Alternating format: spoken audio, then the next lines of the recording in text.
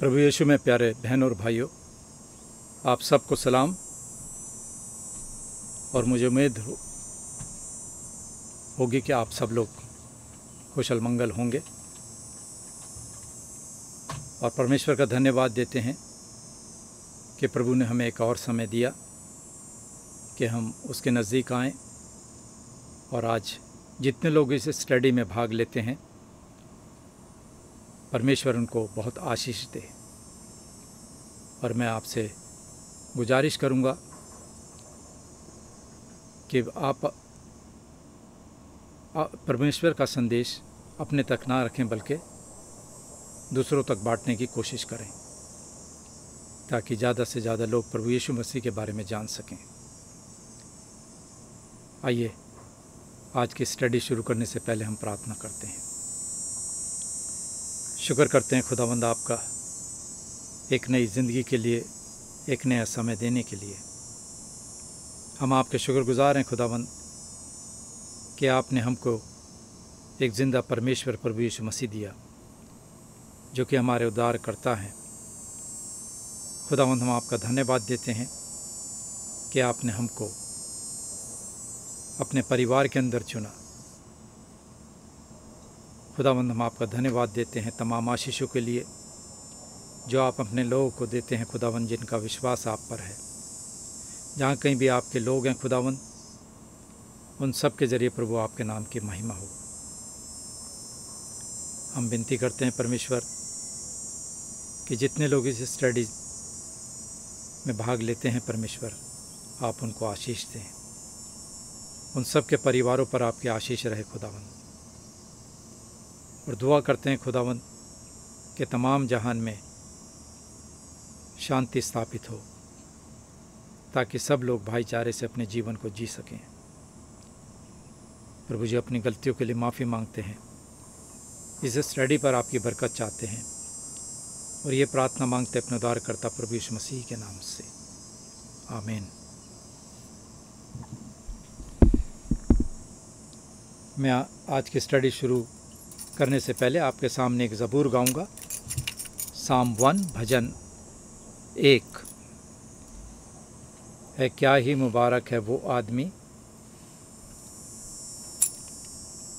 सलाह दे शरीर आंधी चलता नहीं। है क्या ही मुबारक है वो आदमी, सलाह दे शरीर आंधी चलता नहीं। सलाह दे शरीर आंधी चलता नहीं। है क्या ही मुबारक है वो आदमी, न बुरियां दिरा होते रहंदा खड़ा। न बुरियां दिरा होते रहंदा खड़ा। मुखलियां दे झुंडे विच ना बैठता। मुखलियां दे झुंडे विच ना बैठता। है क्या ही मुबारक है वो आदमी, खुदा दी शरीयत विच है मगन। खुदा दी शरीयत विच है मगन। है दिन रात से दियो नो लगन। है दिन रात से दियो नो लगन। है क्या ही मुबारक है वो आदमी, वो उस बूटे बंगर है रहंदा हरा। वो उस बूटे बंगर है रहंदा हरा। जो नहरा दे उथे है लगया हुआ। जो नहरा दे उथे है लगया हुआ। है क्या ही मुबारक है वो आदमी, वो फल देंदा है आपने वेले सती। वो फल देंदा है आपने वेले सती। न सुगदा कोई ओदा पातर कदी। न सुगदा कोई ओदा पातर कदी। क्या ही मुबारक है वो आदमी, सलाह दे शरीरा दी चलदा नहीं, क्या ही मुबारक है वो आदमी।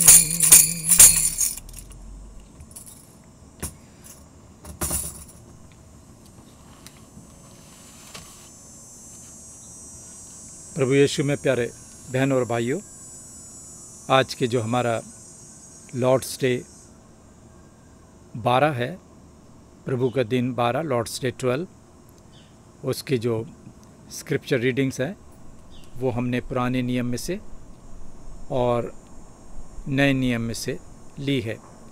पुराने नियम में यशायाह नबी की पुस्तक, उसका 61वां 61 चैप्टर अध्याय, उसकी पहली आयत, और नए नियम में से लूका की इंजील, उसका 3रा अध्याय और उसकी 21 और 22 आयत, और चौथे अध्याय चैप्टर 4 की 14 से लेके 19 आयत तक आज हम देखेंगे कि अभिषिक्त मसा अनॉइंटेड प्रभु यीशु मसीह को क्यों कहा जाता है।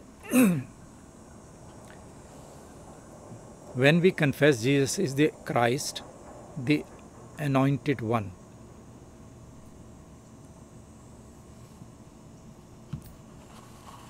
Jesus means Savior। प्रभु यीशु का अर्थ है उद्धारक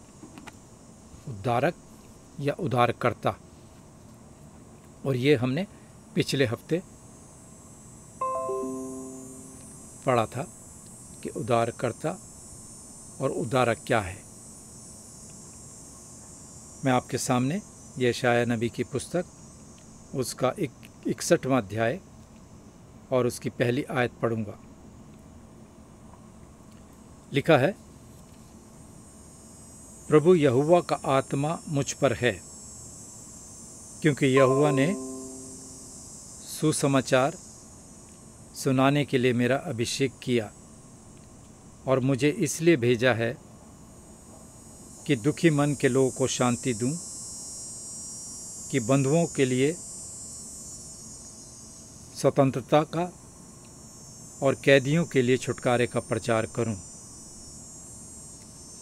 और मैं आपके सामने नए नियम में से लूका की इंजील, उसका 3रा अध्याय और उसकी 21 और 22वीं आयत पहले पढ़ूंगा, और उसके बाद लूका की इंजील, उसके 4 बाब की 14 से लेके 19 आयत तक मैं आपके सामने पढ़ूंगा।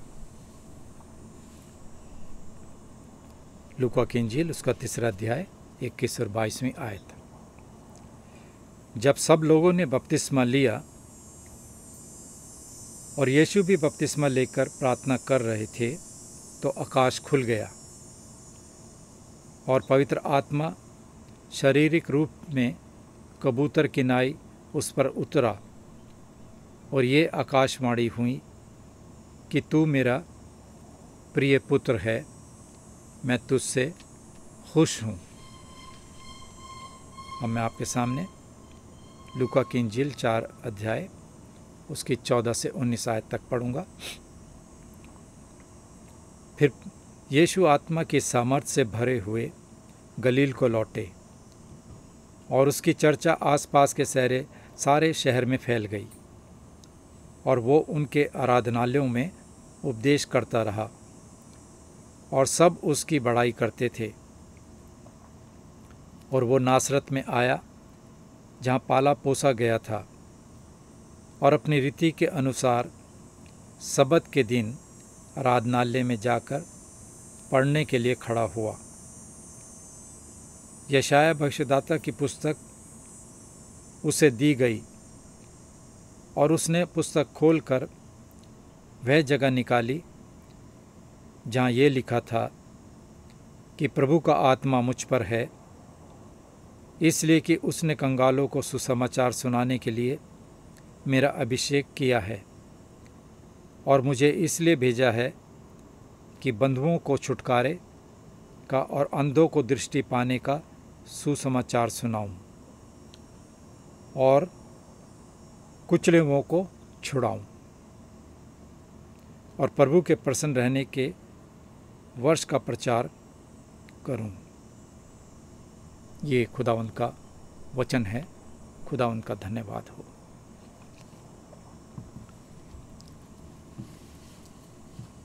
प्रभु यीशु में प्यारे बहनों और भाइयों,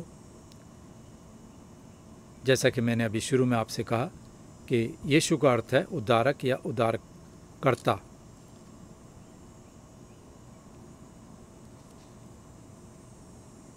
यीशु उनका पहला नाम है, लेकिन मसीह उनका उपाधि है, टाइटल है। जैसे मैं आपको एक उदाहरण, जैसे प्राइम मिनिस्टर और प्रेसिडेंट, ये उन व्यक्तियों की उपाधि है जो इस ऑफिस के अंदर हैं। और प्रभु यीशु की उपाधि है मसीहा।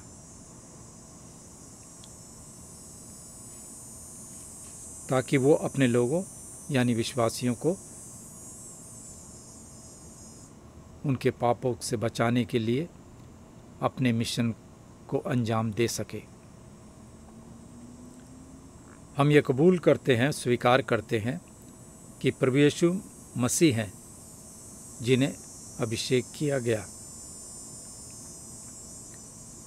आज का हमारा प्रश्न है प्रश्न नंबर 31, जो हमसे पूछते हैं कि उसे मसीह क्यों कहा जाता है, जिसका अर्थ है अभिषेक या मसा या अनॉइंटेड किया हुआ। इसका उत्तर है क्योंकि वो परमेश्वर पिता द्वारा नियुक्त किया गया और पवित्र आत्मा से अभिषेक किया गया है कि हमारा मुख्य भविष्यद्वक्ता यानी कि नबी या शिक्षक, टीचर हो, जिसने परमेश्वर की गुप्त बातें, गुप्त युक्ति और हमारे छुटकारे की इच्छा को पूरी तरह से हम पर जाहिर किया है। और वो हमारा महायाजक, चीफ प्रीस्ट है, जिसने अपने शरीर के बलिदान से हमें छुड़ा लिया।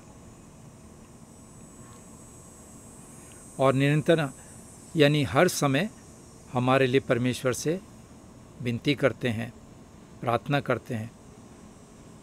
और वो हमारे हमेशा अनंत के राजा हैं, जो अपने वचन और आत्मा से हम पर प्रभुता करते हैं, राज्य करते हैं, तथा जो अपने वचन और आत्मा से हम पर पूरी तरह से प्रभुता करते हैं। और उस उद्धार में जो उसने हमें दिया, हमें संभालता है और हमें सुरक्षा प्रदान करता है। बाइबल की कुछ आयतें मैं आपको बताता हूँ, रेफरेंसेस, प्लीज़ मेहरबानी से इनको नोट करके आप इनको पढ़िएगा, क्योंकि जो भी हम स्टडी लेते हैं वो कम्प्लीटली बाइबल के अंदर से होती है। तो मैं आपके सामने बाइबल के रेफरेंसेस हवाले बोलता हूँ, आप उसको नोट कीजिएगा। भजन साम 45 उसकी 7वीं आयत, इब्रानियों का खत पहले अध्याय की 9वीं आयत, यशाया नबी की पुस्तक उसका 61वां 61 अध्याय की पहली आयत, लूका की इंजील 4 अध्याय की 18 आयत, व्यवस्था विवरण 18 अध्याय की 15 आयत, प्रेरितों के काम 3 अध्याय की 22वीं आयत, यूहन्ना की इंजील 1 अध्याय की 18 आयत और 15 अध्याय की 15 आयत, भजन 110 उसकी 4थी आयत, रोमियो का खत पौलुस प्रेरित के नाम 8वें अध्याय की 34 आयत 34, मत्ती की इंजील उसके 2 अध्याय की 15 आयत, मत्ती की इंजील उसके 28 बाब की 18 आयत और प्रकाशित वाक्य रेवलेशन 12 अध्याय की 10 और 11 आयत। तो मेहरबानी करके इन आयतों को आप नोट कीजिएगा और अपने घरों में इनको देखिएगा। प्रभु का दिन 12 की रोशनी में हम यशाया नबी, जो कि मैंने अभी आपके सामने पढ़ा, उसका 61वां अध्याय 61 और उसकी पहली आयत, और लूका की इंजील 3 अध्याय की 21वीं और 22वीं आयत, और लूका की इंजील 4 अध्याय की 14 से लेकर 19 आयत जो मैंने अभी आपके सामने पढ़ी, उसमें हम इस बात को कबूल करते हैं, मानते हैं कि यीशु मसीह ही अभिषेक किए हुए हैं, कि प्रभु यीशु मसीह का अभिषेक हुआ। हम देखते हैं इसमें 2 बातें। पहला, उनके अभिषेक की वास्तविकता, हकीकत, रियलिटी। दूसरा, उनके अभिषेक करने का उद्देश्य, पर्पस। पहले हम देखेंगे प्रभु यीशु मसीह के अभिषेक की वास्तविकता, हकीकत, रियलिटी। अगर हम प्रेरितों के काम उसका 10वां अध्याय और उसकी 38वीं आयत पढ़ें, जिसमें हम सुनते हैं प्रेरित पतरस कैसरिया में कॉर्नेलियस को बताते हैं कि परमेश्वर ने किस रीति से यीशु नासरी को पवित्र आत्मा और सामर्थ से अभिषेक किया। ये अभिषेक कब हुआ? ये अभिषेक प्रभु यीशु के बपतिस्मे में, जब यूहन्ना बपतिस्मा देने वाले ने यीशु को यरदन नदी में बपतिस्मा दिया।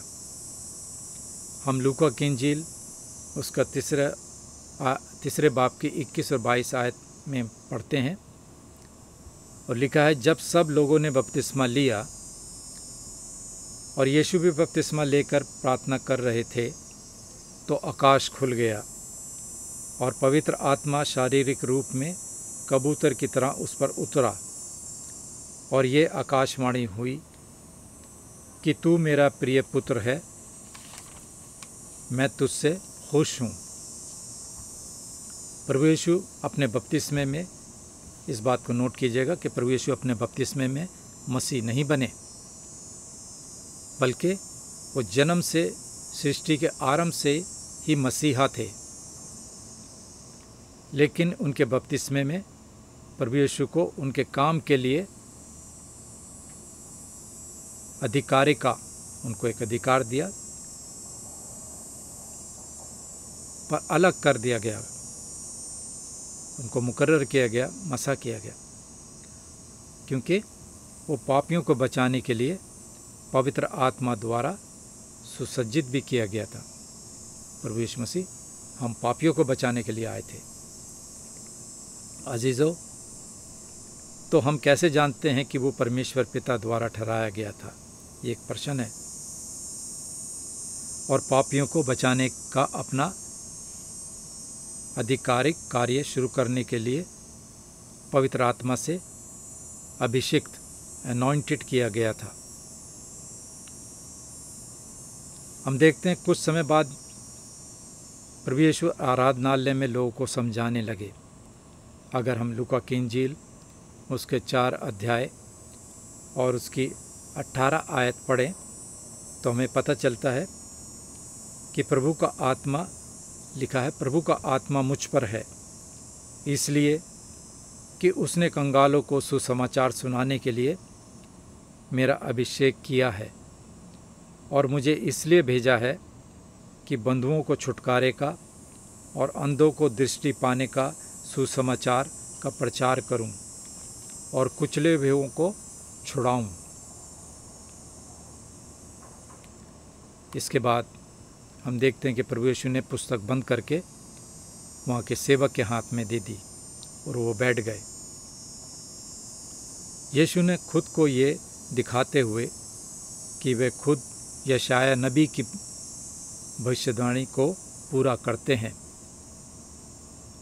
यशाया नबी 61 उसकी पहली आयत को वो पूरा करते हैं, जिसमें हमने अभी पढ़ा कि लिखा है कि प्रभु का आत्मा मुझ पर है, क्योंकि यहोवा परमेश्वर ने सुसमाचार सुनाने के लिए मेरा अभिषेक किया और मुझे इसलिए भेजा है कि दुखी मन के लोगों को शांति दूं, बंधुओं के लिए आज़ादी का और कैदियों के लिए छुटकारे का प्रचार करूं।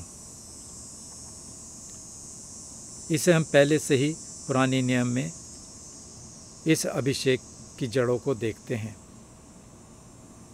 अभिषेक किसी व्यक्ति पर तेल डालना इस बात का संकेत था। ये जो अभिषेक है, ये हम पुराने नियम में अगर हम पढ़ें तो हमें पता चलता है कि ये किस तरह से अभिषेक किया जाता था। किसी व्यक्ति को उस पर तेल डालने का इशारा ये था कि उसे खास कामों के लिए अलग रखा गया है। उस व्यक्ति पर थोड़ा सा तेल डालकर इस बात को दिखाता है कि वो अभिषेक किया गया है, मसा किया गया है, एनॉइंटेड किया गया है। अगर हम पवित्र बाइबल में देखें तो हमें पता चलता है, भविष्यवक्ताओं के अभिषेक के बारे में हम पढ़ते हैं, नबियों के, कि उनको अभिषेक किया जाता था, उनको मसा किया जाता था। इसके लिए अगर हम पहला राजा उसका 19वां अध्याय की 16 आयत पढ़ें तो हमें पता चलता है कि परमेश्वर ने एलिया नबी को अलीशा का अभिषेक करने के लिए कहा, जो उसके बाद यानी कि अलीशा के बाद एलिया नबी होगा। भविष्यवक्ता परमेश्वर के वचन को उसके लोगों के लिए लाते थे। ये उनका काम था कि परमेश्वर की जो हिदायतें होती थीं, जो बातें होती थी, वो लोगों को बताते थे। हम याजकों के अभिषेक के बारे में भी पढ़ते हैं। परमेश्वर ने मूसा को बताया कि उसका भाई हारून पहला महायाजक होगा, हाई प्रीस्ट, और उसके पुत्र भी याजक यानी के प्रीस्ट होंगे। ये हमें निर्गमन नाम की पुस्तक एक्सोडस उसका 40वां अध्याय और उसकी 13 आयत पढ़ें तो हमें पता चलता है। याजक अपने लोगों की ओर से परमेश्वर के पास आते थे, जैसे कि मैंने आपको पहले बताया कि परमेश्वर का संदेश वो लोगों के पास लाते थे। हमने अभिषेक करने वाले राजाओं के बारे में भी पढ़ा है। अगर हम पहला सैमुएल उसका 10वां अध्याय और पहली आयत और 16 सैमुएल उसके पहली आयत पढ़ें तो हमें पता चलता है कि परमेश्वर ने नबी सैमुएल को पहले राजा शाऊल और बाद में दाऊद का अभिषेक करने के लिए बुलाया। इस्राएलियों का पहला राजा शाऊल को और उसके बाद दाऊद का अभिषेक करने के लिए सैमुएल को बुलाया परमेश्वर ने, क्योंकि राजाओं ने परमेश्वर की ओर से लोगों की देखभाल और सुरक्षा और लोगों को नियंत्रण में रखते थे। Excuse me.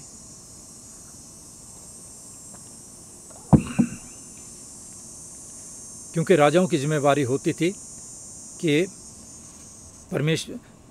परमेश्वर की तरफ से वो लोगों के उनकी देखभाल, उनकी सुरक्षा का जिम्मेवारी राजाओं की थी। भविष्यवक्ताओं, याजकों और राजाओं को ये दिखाने के लिए अभिषेक किया जाता था। इन तीनों को मेहरबानी से याद रखिए, भविष्यदाता, याजकों और राजाओं को इसलिए अभिषेक किया जाता था कि परमेश्वर ने उन्हें चुना है। वो पूरी रीति से मसीह की तस्वीर थे, प्रभु यीशु मसीह की आने वाली एक तस्वीर थी। ये तीनों कौन कौन? भविष्यदाता, याजक और राजा लोग।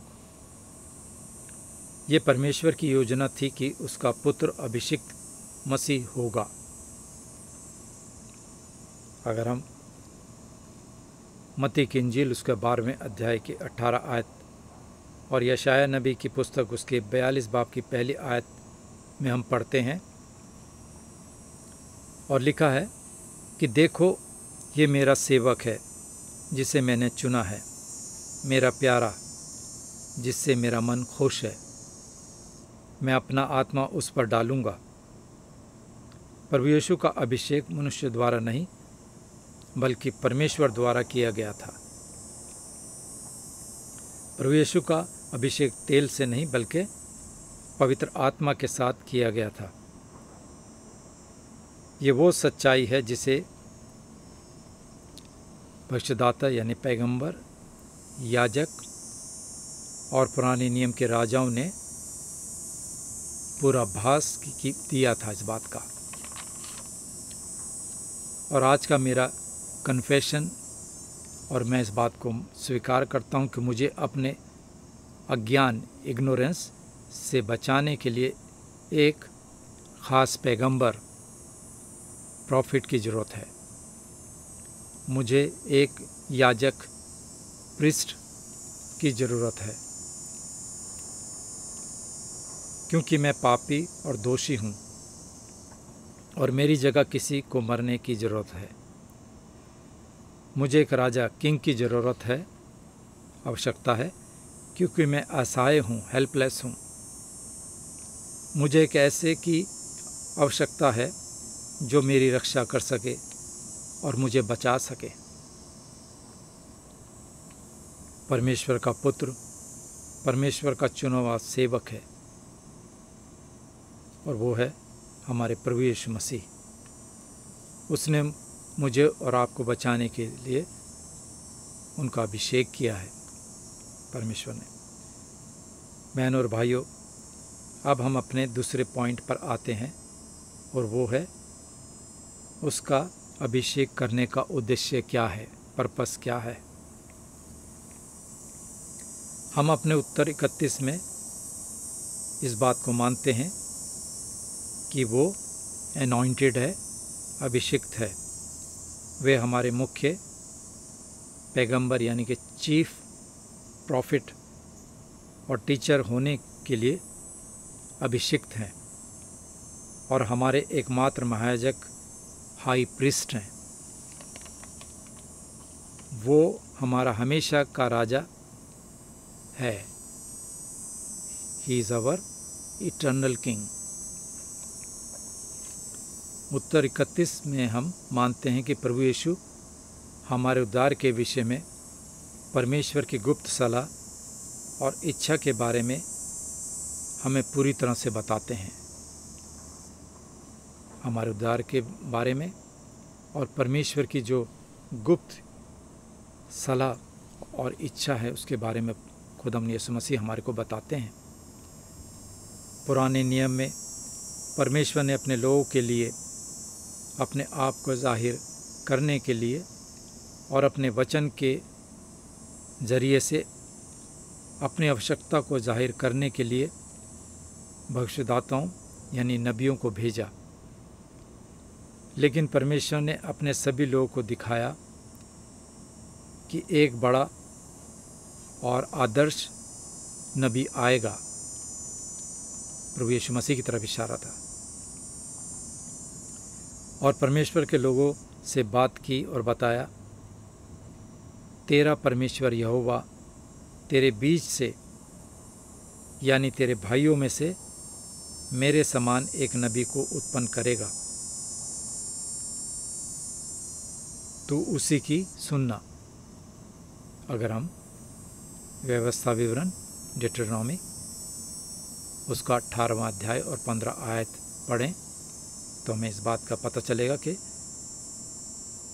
मूसा ने परमेश्वर से लोगों से इस बात को जाहिर किया था। प्रभु यीशु परमेश्वर का पुत्र इस नबी होने के लिए अभिषिक्त है, अनॉइंटेड है। हम प्रेरितों के काम उसके 3 अध्याय की 22वीं आयत में देखते हैं कि प्रेरित पतरस ये इस बात को दिखाते हैं कि ये मार्ग प्रभु यीशु मसीह का है और ये उसी में पूरा हुआ है। वह ना केवल परमेश्वर से, उसके रेवलेशन से, उसके रहस्यों से देता है, बल्कि वो खुद परमेश्वर का पूरा रेवलेशन है। यूहन्ना की इंजील उसका पहला बाब के 18 आयत में हम पढ़ते हैं, जिसमें लिखा, उसी ने उसे जाहिर किया, प्रभु यीशु ने जाहिर किया कि हम अपने पाप से कैसे बचते हैं और हमें परमेश्वर के साथ एक सही और प्यार भरे रिश्ते में प्रभु यीशु मसीह हमको लाते हैं। वो हमको जोड़ते हैं इस रिश्ते में। प्रभु यीशु पर विश्वास करके परमेश्वर हमें हमारे अज्ञानता, इग्नोरेंस से बचाता है और हम उसे जानते हैं। एक नबी के रूप में मसीह ना सिर्फ हमारे लिए मुक्ति का मार्ग जाहिर करता है, बल्कि याजक, प्रीस्ट के रूप में वो हमारे लिए मुक्ति का मार्ग भी खोलता है। ये याजक टेम्परेरी नहीं है, 1 महीने का नहीं, 1 वर्ष का नहीं, बल्कि ये याजक, ये प्रीस्ट परमानेंट है, हमेशा का है, हमेशा तक रहने वाला याजक है। अगर हम इब्रानियों का खत देखें तो उसके 7वें अध्याय की 17 आयत, उसमें हम पढ़ते हैं कि वो हमेशा तक युग ना युग का याजक है, प्रीस्ट है, युग ना युग हमेशा याजक है। हमारे महायाजक के रूप में प्रभु यीशु अपने पिता के सामने हमारे लिए लगातार निवेदन करते हैं। परमेश्वर की उपस्थिति में आने से पहले मेरे पाप के बारे में कुछ किया जाना चाहिए। मैं मानता हूँ कि मैं एक पापी आदमी हूँ। मुझे कोई ऐसा व्यक्ति चाहिए जिसे मेरी जगह मरने की ज़रूरत है, आवश्यकता है। पुराने नियम के बलिदानों में ये तस्वीर थी कि जानवरों को मारना पड़ता था, उनका खून छिड़का गया और उनका मांस वेदी पर जला दिया गया, एक मनुष्य के पाप के लिए। ये इस बात को दिखाता है कि पाप की सज़ा मौत है। परमेश्वर ने उन याजकों को चुना जो लोगों की ओर से प्रतिदिन इन बलिदानों की पेशकश करने के लिए अभिषिक्त थे। यह सब मसीह की ओर इशारा करता है, प्रभु यीशु मसीह की तरफ। मसीह हमारे बलिदान होने के लिए, सही याजक होने के लिए अनॉइंटेड किए गए थे, अभिषेक किए गए थे। और प्रभु यीशु ने अपनी देह और खून देकर हमारे पापों का दाम हमेशा के लिए चुकाया। वे एक याजक और बलिदान दोनों हैं। इब्रानियों का खत उसके 12वें बाब की 10वें अध्याय की 12 आयत में हम पढ़ते हैं कि पापों के बदले एक ही बलिदान हमेशा के लिए किया गया। मुझे और आपको ज़रूरत है कि कोई मेरी जगह मरे, और वो केवल एक व्यक्ति हैं, हमारे प्रभु यीशु मसीह, हमारे उद्धारकर्ता, जिसे परमेश्वर द्वारा चुना गया था और उसकी आत्मा के द्वारा, परमेश्वर की आत्मा के द्वारा प्रभु यीशु मसीह को अनॉइंटेड किया गया था, अभिषिक्त किया गया। और अभिषिक्त होकर प्रभु यीशु को मसीह मानने वाले सभी लोग के लिए वो हमारे याजक हैं, हमारे हाई प्रीस्ट हैं। प्रभु यीशु पर विश्वास करके मेरे पाप के बारे में कुछ किया गया है, उसने खुद को मेरे पाप के लिए बलिदान के रूप में पेश किया और विश्वासियों के लिए भी। ये समाप्त हो गया, इट इज़ फिनिश्ड। प्रभु यीशु की उपस्थिति में मैं उस परमेश्वर में आता हूँ। हमारे लिए प्रभु यीशु परमेश्वर से निरंतर लगातार निवेदन और प्रार्थना करते हैं। इब्रानियों का ख़त में हम देखते हैं उसके 9वें बाब की 24वीं आयत, चैप्टर 9 वर्स 24 में कहता है कि मसीह प्रवेश कर गया स्वर्ग में ताकि हमारे लिए अब परमेश्वर के सामने दिखाई दे। एक नबी प्रॉफिट के रूप में मसीह मुक्ति के रास्ते का पता, मसीह के साथ रहने में मुक्ति के रास्ते का पता चलता है। एक याजक प्रीस्ट के रूप में वो मुक्ति का मार्ग खोलता है और एक राजा के रूप में मसीह अपने लोग को उद्धार के रास्ते में रखता है। मैं एक बार फिर आपके सामने इस बात को दोहराऊंगा, नबी, याजक और राजा के बारे में, कि एक नबी प्रॉफिट के रूप में प्रभु यीशु मसीह हमारे लिए मुक्ति के रास्ते को बताते हैं, मार्ग को बताते हैं और हमें इसको पता चलता है। एक याजक के रूप में, प्रीस्ट के रूप में प्रभु यीशु मसीह हमारे लिए मुक्ति का मार्ग खोलते हैं और एक राजा के रूप में मसीह अपने लोगों को उद्धार के रास्ते में रखते हैं। हम उत्तर 31 में इस बात को मानते हैं कि प्रभु यीशु हमारे लिए हमेशा के राजा हैं। लूका 1 बाब की 33वीं आयत में हम पढ़ते हैं, लिखा है, वो याकूब के घराने पर सदा राज्य करेगा और उसके राज्य का अंत ना होगा। एक याजक के रूप में मैं वे पापों की क्षमा हमें करता है, हमें क्षमा प्रदान करता है एक याजक के रूप में, और एक राजा के रूप में वह अपने शब्दों और आत्मा से हमारे दिलों पर राज्य करते हैं। हमें इसी तरह के राजा की ज़रूरत है, आवश्यकता है, जो हमें पाप से लड़ने के लिए सक्षम बनाता है और विश्वास के द्वारा हमको लालच और पाप से दूर रखता है।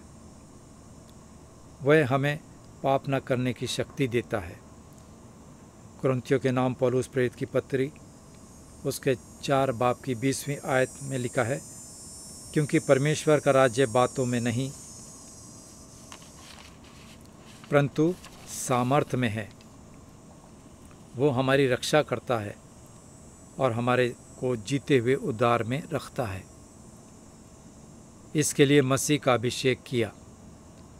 उसकी राज्य सत्ता सभी पर फैली हुई है और मेरे दिल की गहराइयों तक पहुंचती है। प्रभु यीशु मसीह पर विश्वास करके परमेश्वर की स्तुति करो। यूहन्ना की इंजील उसके 10वें बाब के 28वें आयत में प्रभु यीशु कहते हैं, और मैं उन्हें अनंत जीवन देता हूँ और वे कभी नाश ना होगी और कोई उन्हें मेरे हाथ से छीन ना लेगा। जहाँ पर लोग प्रभु से प्रेम, उसके लोगों से प्रेम, परमेश्वर की सेवा करते हैं, उसकी आज्ञा को मानते हैं, वहाँ मसीह का राज्य दिखता है। बहनों और भाइयों, मसीह पर विश्वास करके मैं उसके अभिषेक में शामिल होता हूँ। यही है मसीह होने का मतलब, प्रभु यीशु मसीह के पीछे होने, उसके चलने का मतलब। मैं बार बार आपसे यही गुजारिश करता हूँ कि प्रभु यीशु मसीह के पास आएं और हमेशा की ज़िंदगी पाएं, क्योंकि हमेशा की ज़िंदगी खुदावंद यीशु मसीह के पास है। मैं आपसे फिर गुजारिश करूंगा कि जब आप इस स्टडी में भाग लेते हैं और इससे कुछ शिक्षा ग्रहण करते हैं तो उसको अपने तक सीमित ना रखें, बल्कि दूसरों तक बांटें ताकि दूसरे लोग भी प्रभु यीशु मसीह के बारे में जान सकें।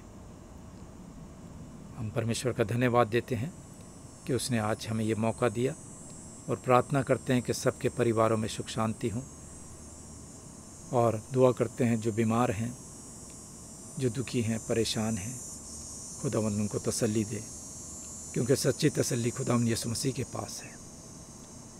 प्रभु यीशु मसीह में आप सबको सलाम। आमीन।